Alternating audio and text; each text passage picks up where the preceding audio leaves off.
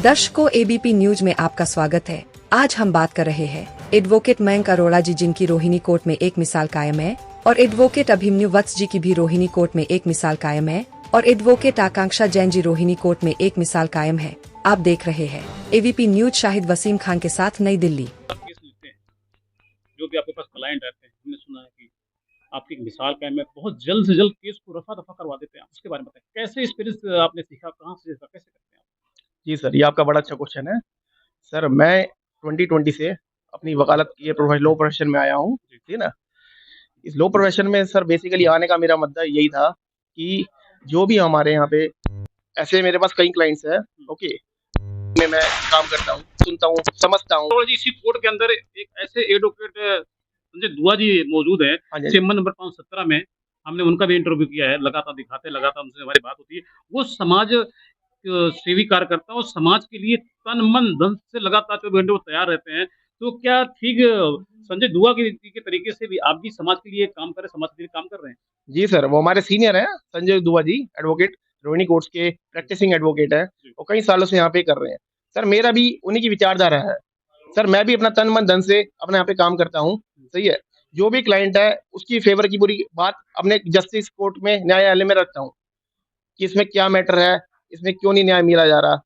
मैं कह रहा हूँ जी 8 साल हर बार की तरह 8 साल 9 साल में ये आगे बढ़ा दी जाती है, जिसमें टोटल हमारे 25 कैंडिडेट्स चुने जाते हैं।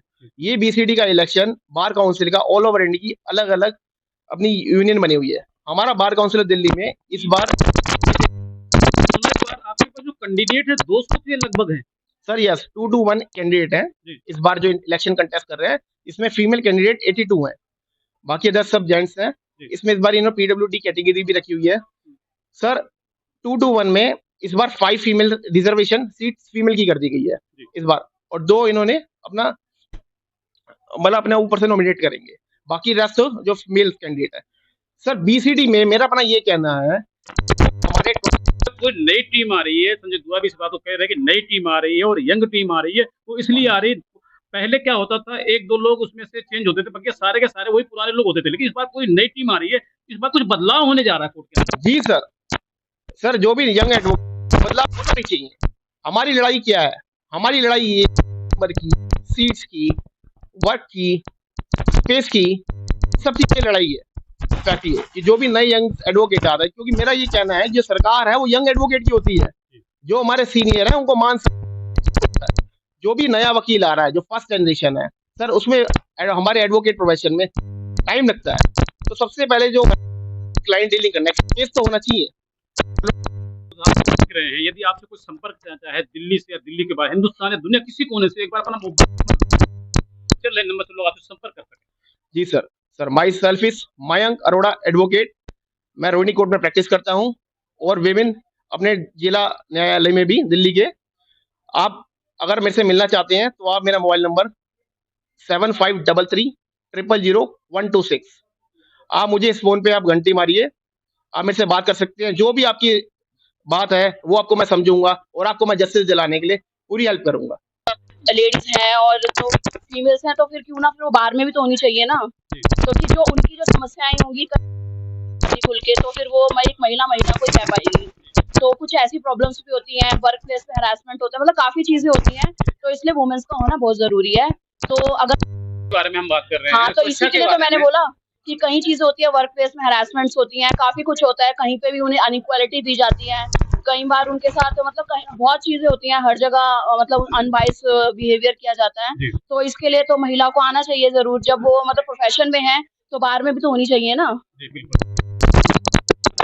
आपको देख रहे हैं, यदि आपके पास कोई केस लेके आए तो किस समय आप अवेलेबल होती है? कांटेक्ट करके आए, आपसे फोन करके आए, या किस तरीके से आपने चेंबर में? हाँ जी, मैं बताती हूँ। मेरा ऑफिस है सेक्टर 5 रोहिणी में। तो ऑफिस टाइमिंग्स ये मोस्टली इवनिंग के होते हैं, क्योंकि सुबह कोर्ट का टाइम होता है, सुबह कोर्ट में केस लगे होते हैं।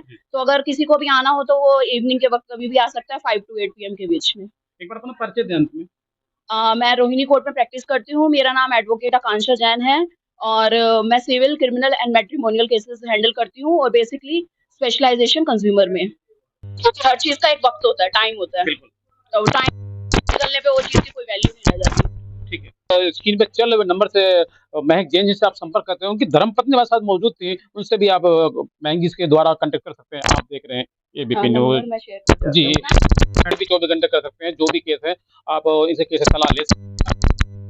कोर्ट से हमारे साथ मौजूद हैं एडवोकेट अभिमन्यु वत्स जी, जिन अभी हमने सुना कि हाल ही में यहाँ चुनाव भी होना है। जी सर, बीसीडी के और चुनाव है।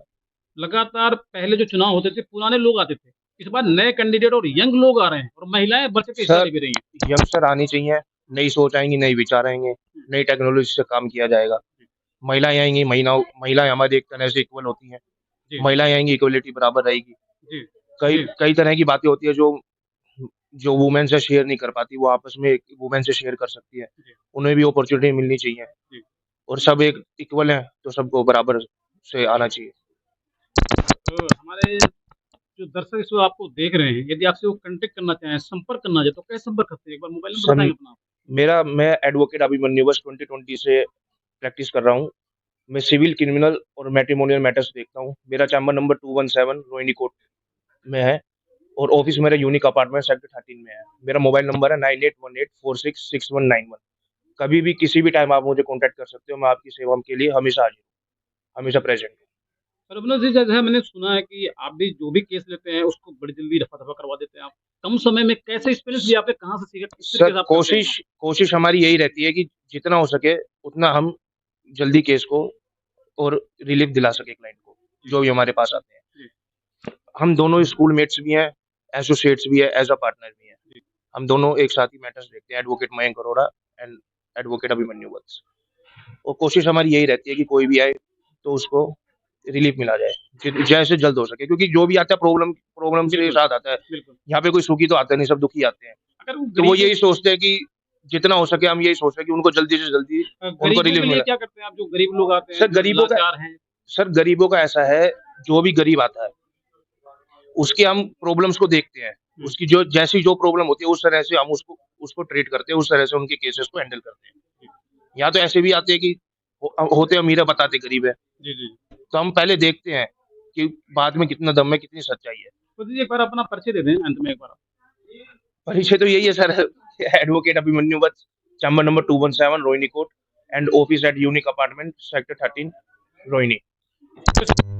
लहरों से डरकर नौका कभी पार नहीं होती, हिम्मत करने वालों की कभी हार नहीं होती। आज सफलता एक चुनौती है, उसको स्वीकार करो। क्या कमी रह गई उसका सुधार करो। कुछ किए बिना जय जयकार नहीं होती, हिम्मत करने वालों की कभी हार नहीं होती। सर ये इसलिए हम क्लाइंट को